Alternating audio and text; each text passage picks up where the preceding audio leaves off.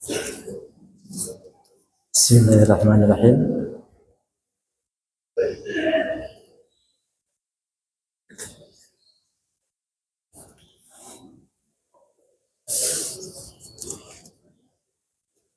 Assalamualaikum warahmatullahi wabarakatuh. Alhamdulillahi rabbil alamin. Hamdan syakirin, hamdan na'imin, hamdan yuwafi ni'amahu wa yukafi mazidah. Ya Rabbana lakal hamdu kama yanbaghi li jalali wajhika wa 'azimi sultanik. Allahumma shalli ala Muhammad wa ala ali Muhammad. Alhamdulillahilladzi ahyana ba'dama amatana wa ilaihin nusur. Nawaitu atika fi hadzal masjid sunnatan lillahi ta'ala. Alhamdulillah, sama-sama kita muliakan para alim ulama, hadirin jemaah salat subuh rahimakumullah. Puji syukur kita panjatkan kehadirat Allah Subhanahu wa taala yang membimbing kita masih dalam keadaan sehat walafiat untuk menuju masjid-masjidnya Allah Subhanahu wa taala, melangkahkan kaki kita, mengayunkan tangan kita, mentawajuhkan hati kita untuk sama-sama hadir di masjid ini dalam rangka ibadah kepada Allah Subhanahu wa taala. Dan i'tikaf, mudah-mudahan dari apa yang kita niatkan Allah Subhanahu wa taala akan berikan balasannya. Salawat beriring salam kita aturkan kepada junjungan Nabi Allah Muhammad Rasul sallallahu alaihi wasallam, Nabi akhir zaman, Nabi yang memberikan satu fatwa, Nabi yang selalu memberikan kecintaannya kepada umatnya. Mudah-mudahan dari kecintaan Rasulullah SAW kepada kita ini, maka kita insya Allah akan mendapatkan syafaat dari baginda Rasulullah SAW selama kita juga menjaga amalan-amalan yang disunahkan oleh baginda Rasulullah SAW. Allahumma shalli ala Muhammad wa ala ali Muhammad. Hadirin jemaah yang dirahmati Allah Subhanahu wa taala, di mana di saat manusia mengalami kehidupan di dunia ini, maka tidak ada sesuatu pun yang harusnya dibanggakan, karena semua manusia sama, yang akhir daripada kehidupannya adalah kematian. Kullu nafsin dha'iqatul maut. Maka kalau seandainya orang kaya ditanya dengan kebanggaannya, aku punya mobil, aku punya rumah besar, aku punya kebun-kebun, aku punya emas, punya harta. Tapi pada saat ditanya apakah nanti ujungnya mati, maka dia akan katakan iya, ujungnya akan meninggal dunia. Pada saat orang yang paling pintar pun dia punya segalanya dari kepintarannya, maka di saat ditanya, maka dia akan mengatakan juga akhir daripada hidupnya adalah kematian. Maka sama saja. Jadi jemaah yang dirahmati Allah Subhanahu wa taala, di saat kita hari ini muda, kita kadang-kadang tidak sempat kita makan enak karena susahnya. Waktu anu kan susah lagi begawi, cari gawian susah gitu. Maka makan enak susah, tidak banyak yang kita bisa makan. Nah pada saat kita kaya, sudah mencari, berusaha, banyak umur, makin tua. Nah pada saat tua pun tidak bisa juga lagi makan banyak. Banyak larangan dari dokter. Duit banyak, mau beli segala macam, tapi hasil daripada umur yang makin tua, penyakit makin banyak datang, makanan pun tidak bisa juga dimakan semaunya. Inilah kehidupan di dalam hati Allah SWT. Karena itulah, dari setiap waktu yang diberikan Allah Subhanahu wa taala kepada kita ini, maka Allah Subhanahu wa taala berikan kesempatan kita untuk menyempatkan umur yang kita dapatkan ini di hadapan Allah Subhanahu wa taala dengan sebaik-baiknya. Karena nanti satu masa di mana di saat manusia ini meninggalkan dunia ini, siapapun ia, dimanapun ia, maka Allah Subhanahu wa taala bisa saja menyuruh malaikat Israel untuk mencabut nyawanya.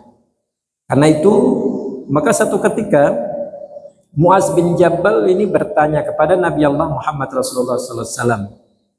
Kata Muaz bin Jabal, ya Rasulullah SAW, di saat aku membaca satu ayat dalam Al-Quran, ada ayat yang berbunyi yauma yunfakhu fis-suri fatatuna afwaja. Pada saat hari di mana, kata Muaz, trompet ditiupkan, di mana pada satu hari kemudian kamu datang kepada Allah berkelompok-kelompok. Ya Rasulullah, apa maksud ayat ini? Kenapa Allah Subhanahu wa taala katakan pada hari di mana saat trompet ditiupkan, dan pada saat itu datanglah manusia ini, kita ini berkelompok-kelompok. Maka beliau Rasulullah SAW mendengar daripada perkataan Muaz bin Jabal, beliau meneteskan air mata, tergugah, tersentuh, hatinya bergetar badannya. Maka Rasulullah SAW mengatakan, wahai Muaz, apa yang kau bacakan ayat tadi, yang kau katakan itu dan yang kau tanyakan itu adalah urusan yang sangat-sangat penting. Apa pentingnya ya Rasulullah? Di mana kata Rasulullah, di saat itu, di mana di saat Allah Subhanahu wa taala ingin menghancurkan dunia ini, di saat manusia ingin menghabiskan, meratakan dunia ini, di saat itulah trompet ditiupkan oleh malaikat Israfil. Dan ini akan terjadi satu ketika. Karena ini ayat Allah Subhanahu wa taala, karena ini Al-Qur'an yang bicara. Kalau sudah Al-Qur'an berbicara, hari ini mungkin cerita bagi kita. Tapi satu ketika nanti ia akan jadi nyata. Mana Al-Quran yang bicara tidak ada nyata? Semua nyata. Dari mulai Al-Fatihah, ayat yang dikeluarkan dari surat Al-Baqarah yang dikeluarkan, maka sampai akhir daripada ayat surah An-Nas itu yang dikeluarkan oleh Allah Subhanahu wa taala, semua bercerita tentang kehidupan dan itu kenyataan. Maka di saat ayat ini dibacakan oleh Muaz, yauma yunfakhu fis-suri fatatuna afwaja. Apa maksudnya ya Rasulullah di saat trompet ditiupkan? Di saat itulah ternyata akan dihancurkan dunia. Artinya kita ini dalam kehidupan yang fana, tidak ada yang kekal. Tidak ada yang kekal. Kita mengatakan makan itu nikmat, gitu. Tapi seberapa banyak kita bisa makan nikmat? Satu piring, dua piring. Piring pertama mungkin nikmat, gitu, karena kita lapar. Piring kedua sudah mulai kada nikmat lagi, perut sudah mulai kenyang. Piring ketiga yang mungkin lauknya lebih nyaman daripada piring pertama, kada ingin lagi kita makan. Kan begitu. Inilah kita ini, keterbatasan, tidak punya waktu untuk menghabiskan semua yang kita rasa nikmat, tapi tidak bisa. Dan juga pada saat setelah kita makan, merasa enak dengan makan, tidak akan enak dia pada saat dia penuh. Gitu. Makan itu sudah kepanuhan, kan nyaman lagi. Parut kekanyangan sudah. Undang galah kalau lagi di hadapan tuh. Kan amun parut sudah kanyaman, kaina haji aja, kanyang banget sudah. Enggak lagi. Dan kemudian kita jarang merasakan nikmat di saat kita buang hajat. Padahal itu nikmat Allah Subhanahu wa taala yang luar biasa. Kita buang hajat, maaf, kencing kita, BAB kita, itu nikmat yang luar biasa. Bayangkan di saat kita membuang hajat kita, apa yang kita rasakan? Masya Allah, plong ini parutnya, nyaman. Maka pada saat orang menahan kencingnya, menahan BAB-nya, umpamanya kada hendak keluarkan semingguan kada kami umpamanya, apa yang terjadi? Bahaya, Pak. Dia akan masuk rumah sakit. Ringkat keluar lagi kambingnya, akan jadi penyakit. Makanya di saat seseorang ini mencari harta sebanyak-banyaknya, terlalu banyak tuh kada nyaman, maka harus dikeluarkan dengan sedekah. Ini luar biasanya Allah SWT berikan percontohan luar biasa. Maka Rasulullah SAW mengatakan, ya Muaz, yang kau tanyakan itulah urusan penting, di mana saat itu umatku ini, manusia ini, umat-umatku ini, kata Rasulullah SAW, akan dibagi menjadi kelompok-kelompok yang berbaris. Kelompok apa ya Rasulullah? Kelompok yang bagaimana ya Rasulullah? Kata Muaz, kelompok yang bagaimana? Maka Rasulullah menjelaskan, wahai Muaz, kelompok pertama dari umatku yang akan dibangkitkan dari kuburnya, mereka tidak memiliki tangan dan tidak memiliki kaki. Mereka tidak memiliki tangan dan tidak memiliki kaki. Maka mereka pada saat itu datang berkelompok, semua mereka bangkit daripada kuburnya, tidak punya tangan, tidak punya kaki. Lalu mereka mengeluh, ya Rabbi, ya Allah, dulu kami punya tangan, dulu kami punya kaki, kenapa pada saat kami bangkit kami tidak punya tangan lagi? Di saat kami bangkit tidak punya kaki lagi. Gitu. Dan mereka disuruh datang, artinya ngesok lah. Berjalan kada bertangan, kada berbetis, ayo ular. Begiling sana, ngesot sini, kan ngalih. Gitu. Maka Rasulullah SAW menjelaskan, wahai Muaz, inilah daripada orang-orang yang waktu di dunia dia suka mengganggu tetangganya. Ternyata orang yang suka mengganggu tetangga, menyakiti tetangga, maka Allah bangkitkan ia dari kuburnya tanpa tangan dan tanpa kaki. Masya Allah, kenapa jemaah rahmat Allah SWT? Dalam Islam tetangga yang buruk itu adalah mereka yang selalu merugikan tetangganya, mengganggu tetangganya, tidak peduli dengan tetangganya, membuat tetangganya tidak aman karena dirinya. Nah, ini tetangga itu. Wabil walidaini ihsana wal jari dzil qurba wal jaril junub.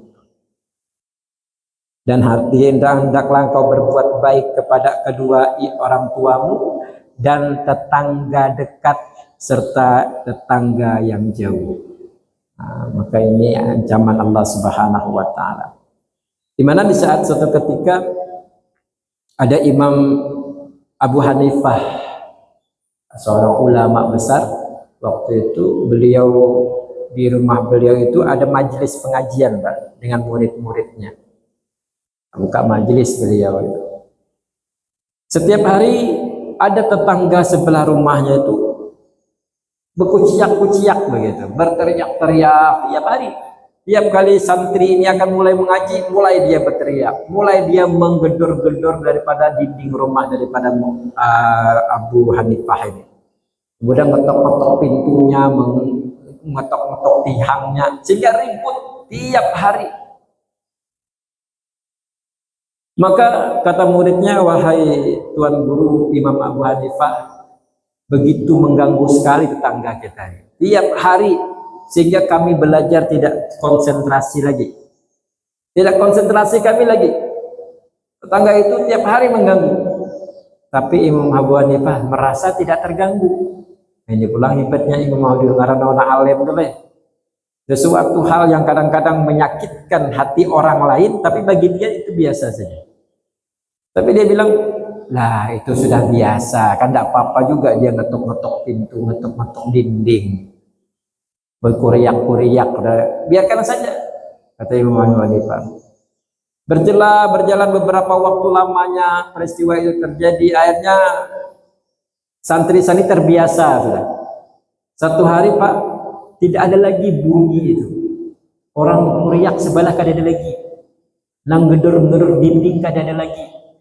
Yang ngetok-ngetok tiang kada ada lagi. Maka Imam Abu Hanifah bertanya, wahai santri-santriku, ada apa ini sebelah kok tidak ribut? Kadang-kadang kita kayak itu aja lah. Bila saat orang suatu terjadi ribut, pada saat diam kita merasa aneh pulang gitu. Sama Rasulullah SAW di saat dia diludahi tiap subuh diludahi. Satu hari kada diludahi lagi. Nah, bertanya juga kenapa ini tidak ada lagi? Dulu pernah juga ada kawan kami, Pak, jemaah itu dulu preman, Pak. Preman suka mabuk-mabukan, tiap hari nyanyi bergitar, berjoget-joget segala macam di rumah, berkoriak-koriak begitu juga. Satu hari, Pak, dia hijrah, bertemu dengan sahabatnya, akhirnya dia berubah menjadi orang alim gitu, soleh sholat. Di rumah tidak pernah berkuciak-kuciak lagi. Mamanya bertanya, nak, kok tumben kau pada kuciak-kuciak lagi gitu. Kau tidak teriak-teriak lagi kan? Bingung mamanya. Merasa aneh gitu. Kok berubah? Sembahyang taat. Heran ya mamanya, dulu kau harus sembahyang. Akhirnya kok sembahyang taat, ada apa ini? Gitu. Kadang-kadang manusia ini kan melihat sesuatu yang berubah, aneh juga. Maka sama tadi Imam Abu Hanifah, wahai santriku, kemana tetangga kita ini? Yang kadang-kadang dia mengedor-gedor pintu kita, mana dia? Apa kata santri-santri, wahai Tuan Guru, ini orang tetangga sebelah ditangkap oleh aparat karena kesalahannya. Dia mengganggu orang lain, dia kemudian berjudi, dia macam-macam maksiat dilakukan. Artinya merugikan, ditangkap. Gitu. Imam Hanifah mengatakan, Masya Allah, ini tetanggaku nih, orang yang harus kulindungi. Nah begitu Imam Hanifah, tetanggaku, walaupun dia mengganggu, tapi Imam Hanifah mengatakan dia tanggung jawab. Wahai santriku, di mana dia ditangkap? Diceritakan oleh santrinya. Wahai Tuan Guru, biar saja wahai Tuan Guru. Dia ditangkap kan lebih enak, kita kan ada lagi ribut mengganggu kita. Tidak ada lagi ribut yang menggedor-gedor dinding kita. Jadi kita belajar nyaman. Kata Imam Hanifah tidak bisa. Waktu itu sudah malam, Pak. Malam hampir jam 12. Lalu Imam Hanifah keluar daripada tempat itu, dia pergi ke rumah daripada seorang pemerintah yang pada saat itu oleh khalifah yang memimpin waktu itu. Datang Imam Hanifah ini ke rumah khalifah. Pada saat itu ketemulah pengawalnya. Kata pengawalnya, ada apa wahai imam? Karena Imam Hanifah orang terkenal, orang berpengaruh. Kata Imam Hanifah, saya ingin ketemu khalifah. Maaf tuan, khalifah sudah masuk kamarnya, sudah masuk ke kamarnya. Apakah masih tidur? Apakah sudah tidur atau belum? Saya tidak tahu, kata pengawal tadi. Kata Imam Hanifah, beritahu kepada khalifah, ana mau ketemu, saya mau ketemu. Sebentar, kata pengawal tadi. Pergilah pengawal ini minta izin kepada khalifah. Wahai khalifah, dari luar ada apa? Kata khalifah. Wahai khalifah, Tuan Guru Imam Abu Hanifah datang. Maka khalifah ini bingung. Biasanya Imam Abu Hanifah ini datang kalau diundang dan pada saat ada acara di kerajaan. Gitu. Tapi ini kok tumben malam-malam datang. Lalu kalau kata khalifah, dengan siapa dia datang? Sendirian wahai Tuhan, sendirian. Artinya berpakaianlah si khalifah ini, memakai bajunya, kemudian dia keluar dari kamarnya dan pergi menemui Ibu Abu Hanifah. Terkejut dia, Imam Hanifah dengan wajah yang begitu membingungkan, kemudian wajahnya tidak tenang gitu. Lalu Imam Hanifah berkata, wahai khalifah, minta izin, saya malam-malam berkunjung. Terkejut, khalifah, ada apa Tuhan? Wahai Tuhan Imam, ada apa ini kok repot malam-malam seperti ini? Bukankah bisa diselesaikan besok pagi? Tidak bisa, kata Imam Abu Hanifah. Emangnya masalah apa? Saya punya tetangga. Saya punya tetangga, tapi ditangkap tadi siang. Ditangkap tadi siang. Lalu kata khalifah, sebentar. Ini siapa ini orangnya? Maka diselidiki, ternyata benar. Ada seorang laki-laki pemabuk, laki-laki suka mengganggu, itu ditangkap. Lalu kata khalifah, wahai Tuhan, besok pagi sajalah kita selesaikan masalahnya. Kata Imam Hanifah, tidak bisa. Dia harus dikeluarkan malam ini juga, karena dia tanggung jawabku. Aku yang menjaganya, aku yang merasa dia itu adalah orang-orang yang harus dilindungi. Masya Allah. Ini Imam Abu Hanifah itu. Akhirnya raja berkata, wahai pengawal, cari daripada tempat ia dikurung, lepaskan. Karena yang minta ini Imam Abu Hanifah, yang menjaminnya ini seorang imam, maka penjahat tadi lepaslah. Nah, begini pengaruh Imam Abu Hanifah. Pada saat keluar daripada penjara, bertemu dengan Imam Abu Hanifah, tertunduk orang ini menangis. Kata tetangga tadi, wahai imam, saya minta maaf sekali selama ini mengganggu antum beserta santri-santri. Akhirnya dia sadar. Dia minta maaf, akhirnya jadi orang yang beriman. Masya Allah. Inilah jemaah rahmati Allah sunnah bertetangga. Maka kalau seandainya sempat menyakiti, dia tidak insaf sampai akhir hayatnya, maka nanti suatu ketika dia akan dibangkitkan dari kuburnya dengan tidak bertangan tanpa kaki. Nah, mudah-mudahan kita dijauhkan oleh Allah Subhanahu wa taala. Lalu kemudian kelompok kedua ini kata Rasulullah SAW, dia dibangkitkan dari kuburnya dengan darah yang mengalir dari mulutnya. Hal itu adalah mengalir darah dari mulutnya terus menerus keluar sampai badannya lemes, tidak punya daya lagi dia untuk melangkah karena habis darahnya keluar dari mulutnya.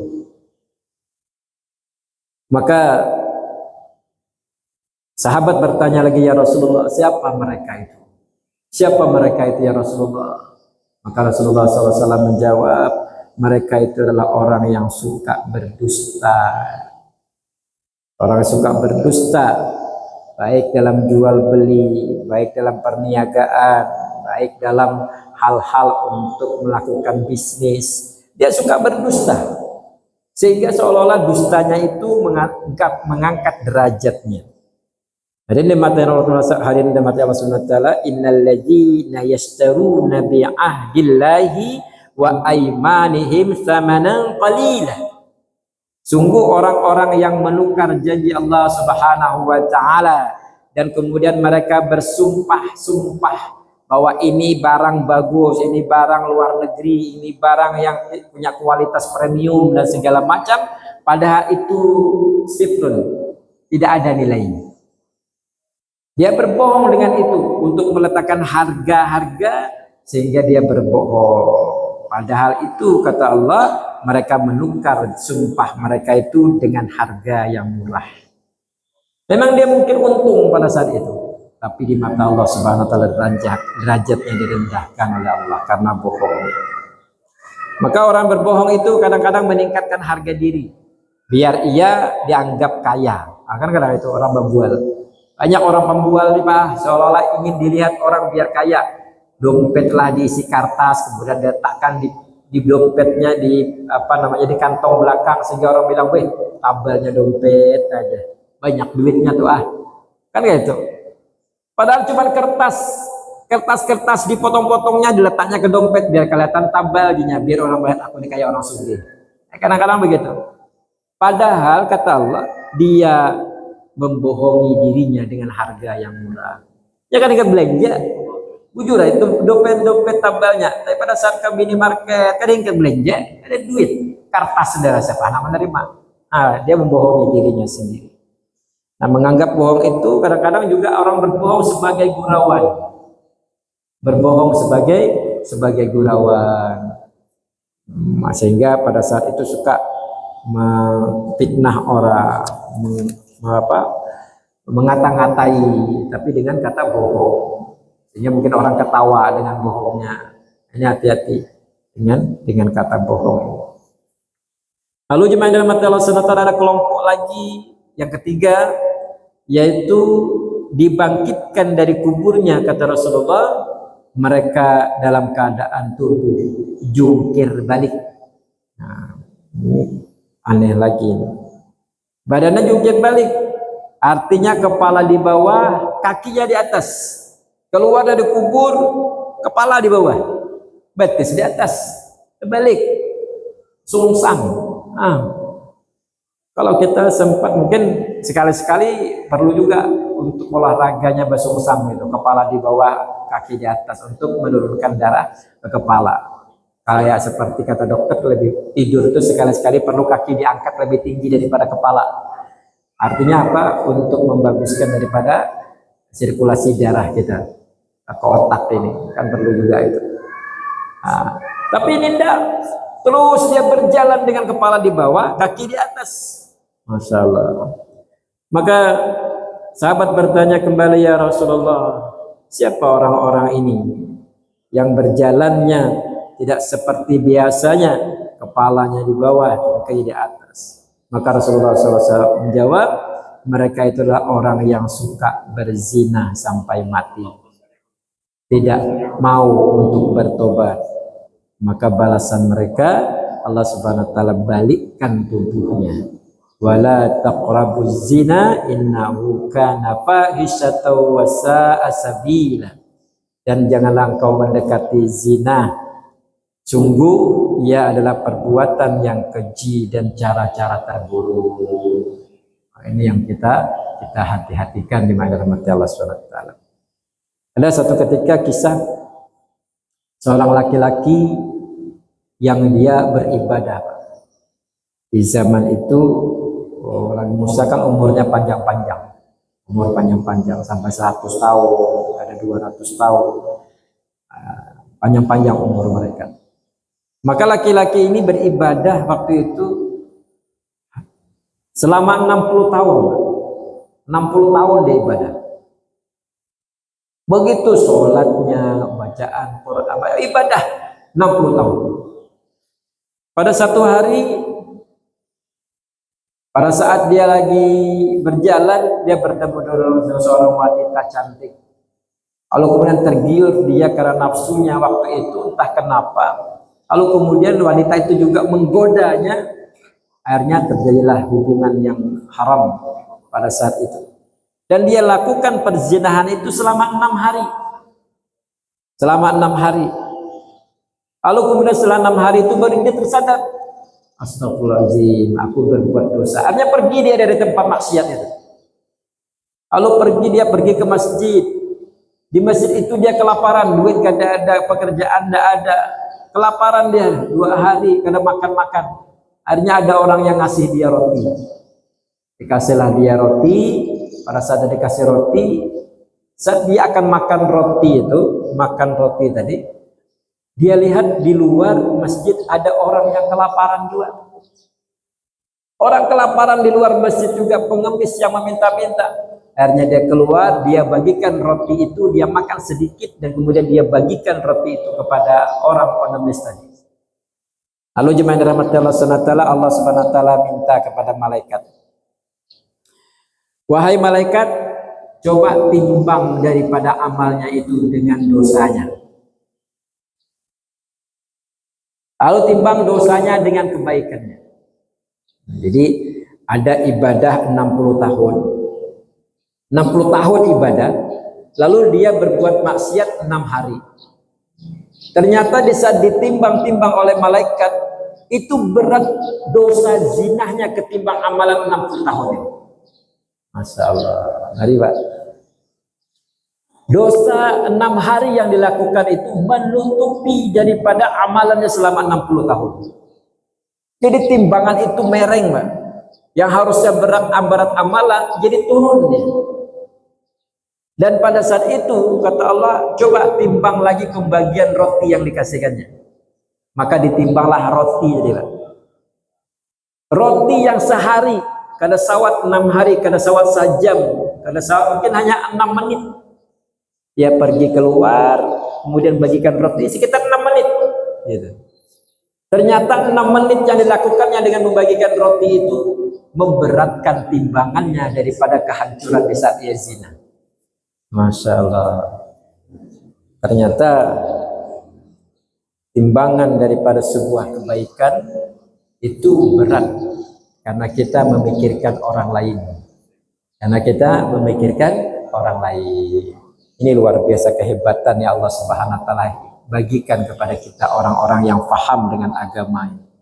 Sehingga orang-orang berilmu Pak, mereka tidak bingung dengan kehidupan mereka. Tidak bingung dengan kehidupan mereka. Maka mudah-mudahan kita jauhkan diri kita daripada hal ini. Lalu kelompok berikutnya, kata Rasulullah SAW, wahai Muaz, orang-orang ini selanjutnya dikeluarkan dan dibangkitkan dari kuburnya mereka dengan wajah yang hitam. Wajahnya hitam, bola matanya biru, dan perutnya penuh dengan bara api. Masya Allah, perutnya penuh dengan bara api, kepanasan dia. Lalu sahabat bertanya, wahai Rasulullah SAW, siapa mereka itu yang dibangkitkan dari kubur dengan wajah yang hitam? Padahal dulu wajahnya bagus, berseri waktu di dunia, tapi ini hitam, bola matanya biru dan perutnya itu penuh dengan bara api. Siapa mereka ya Rasulullah? Maka Rasulullah SAW menjawab, mereka itu adalah orang yang suka menyantap daripada harta anak yatim. Tidak pernah mengusap daripada anak yatim. Mereka makan harta, mereka menggunakan harta kita tanpa memikirkan daripada anak-anak yatim. Bahkan mereka memakan harta mereka. Jadi hati-hati, harta kita itu ada hak daripada anak yatim. Makanya di setiap masjid biasanya selain daripada sedekah atau infak, dia ada di situ infak untuk anak yatim. Nah, ini adalah satu usaha agar kita dijauhkan daripada orang yang pailit terhadap anak yatim. Walaupun kita hanya berikan 1.000, 2.000 gitu, setiap hari kita kasihkan, maka inilah satu hal untuk membantu daripada anak yatim dan menjauhkan kita daripada perkara-perkara wajah hitam, mata biru dan perut berapi. Innal ladzina ya'kuluna amwalal yatama zulman innama ya'kuluna fi butunihim nara wa sayaslawna sa'ira. Sungguh orang yang suka menyantap harta anak yatim secara zalim, sebenarnya mereka adalah orang yang suka menyantap bara api sepenuhnya di perutnya. Nah, jadi samalah seperti itu. Saya selauna sa'ir, dan mereka masuk ke dalam api neraka sa'ir. Jadi dalam Allah Subhanahu wa taala memang menakutkan dan mengerikan sekali di saat seorang manusia ini, kita ini hamba Allah Subhanahu wa taala, perkara-perkara yang kadang-kadang kita sendiri dalam hati kita tidak baik itu dilakukan, tapi kadang-kadang nafsunya menyuruh untuk melakukan. Mudah-mudahan Allah Subhanahu wa taala jaga diri kita daripada perkara ini. Terakhir, kelompok selanjutnya, kelompok yang dibangkitkan dari kubur, kata Rasulullah, dengan penyakit kusta. Dengan penyakit kusta, penyakit yang menghabiskan dagingnya, penyakit yang menghabiskan dagingnya. Setiap hari dagingnya habis, rontokanlah, rontok, dan lagi daging. Ini peristiwa pernah juga terjadi pada Nabi Ayub alaihissalam. Penyakitnya hancur tubuhnya, berulat, gitu. Kusta ini ngeri. Makanya kata ulama, untuk menghindari penyakit kusta ini, potong kuku hari Jumat. Nah, jadi walau-alam mengkaji itu susah. Jadi kata ulama, potonglah kuku itu hari Jumat, insya Allah terhindar dari penyakit kusta. Jadi sunnah potong kuku hari Jumat. Siapa mereka itu ya Rasulullah? Yang ia terkena penyakit-penyakit belang, yang penyakit-penyakit yang mengerikan itu. Maka kata Rasulullah SAW, wabi orang inilah orang-orang yang durhaka kepada ibu bapaknya. Wabil walidaini ihsana. Berbaktilah kamu kepada orang tuamu dan janganlah kamu menyakiti keduanya. Nah, karena itu mudah-mudahan dari perkara-perkara ini Allah Subhanahu wa taala jadikan kita hamba-hamba Allah. Hamba-hamba Allah yang menjaga daripada diri kita untuk tidak dibangkitkan dari kubur dengan perkara-perkara yang kita tidak harapkan dan kita tidak inginkan. Mudah-mudahan kita tidak termasuk daripada golongan-golongan yang disebut oleh Rasulullah SAW. Tapi kita dibangkitkan oleh Allah Subhanahu Wa Taala, dibangkitkan oleh Allah Subhanahu Wa Taala dengan wajah yang dipenuhi cahaya seperti mana bulan purnama. Nah, ini orang-orang yang dibangkitkan dari kubur dengan wajah bercahaya seperti bulan purnama. Orang ini ditanya oleh sahabat, ya Rasulullah, siapa mereka yang wajahnya bercahaya di saat dibangkitkan dari kubur? Mereka itu adalah orang-orang yang menjaga sholat mereka, orang-orang yang mengekang daripada nafsunya. Innal ladzina qalu rabbunallah tsumma istaqamu tatanazzalu alaihimul malaikah alla takhafu wa la tahzanu wa abshiru bil jannati allati kuntum tu'adun. Orang-orang yang mengatakan Tuhan kami adalah Allah, lalu dikokohkan pendirian mereka itu, maka malaikat pun bakal turun kepada mereka. Lalu kemudian mengatakan janganlah takut ataupun sedih, maka berhiburlah dengan surga yang telah dijanjikan Allah untukmu. Inilah orang-orang yang terakhir yang diturunkan dan dibangkitkan dari kubur dengan wajah bercahaya. Insyaallah mudah-mudahan kita niatkan untuk menjadi orang-orang yang selalu menjaga perintah Allah Subhanahu wa taala dan menjauhi larangannya. Al-Fatihah. A'udzubillahi minasyaitonir rajim. Bismillahirrahmanirrahim. Alhamdulillahirabbil alamin arrahmanir rahim maliki yaumiddin. Iyyaka na'budu wa iyyaka nasta'in ihdinas siratal mustaqim siratal ladzina an'amta 'alaihim ghairil maghdubi 'alaihim waladdallin. Amin. Amin amin ya rabbal alamin. A'udzubillahi minasyaitonir rajim. Bismillahirrahmanirrahim. Alhamdulillahirabbil alamin wassalatu wassalamu ala asyrafil anbiya'i wal mursalin وعلى آله وصحبه أجمعين سبحان ربي العلي الأعلى الوهاب اللهم اغفر لنا ذنوبنا ولوالدينا وارحمهما كما ربيانا صغيرا ولجميع المؤمنين والمؤمنات والمسلمين والمسلمات برحمتك يا أرحم الراحمين اللهم إنا نسألك سلامة في الدين وعافية في الجسد وزيادة في العلم وبركة في الرزق وتوبة قبل الموت ورحمة عند الموت ومغفرة بعد الموت اللهم حوّن علينا في سقرة الموت والنجاة من النار والعفو عند الحساب ربنا آتنا في الدنيا حسنة وفي الآخرة حسنة وقنا عذاب النار سبحان ربك رب العزة عما يصفون والسلام على المرسلين والحمد لله رب العالمين سبحانك اللهم وبحمدك أشهد أن لا إله إلا أنت أستغفرك وأتوب إليك.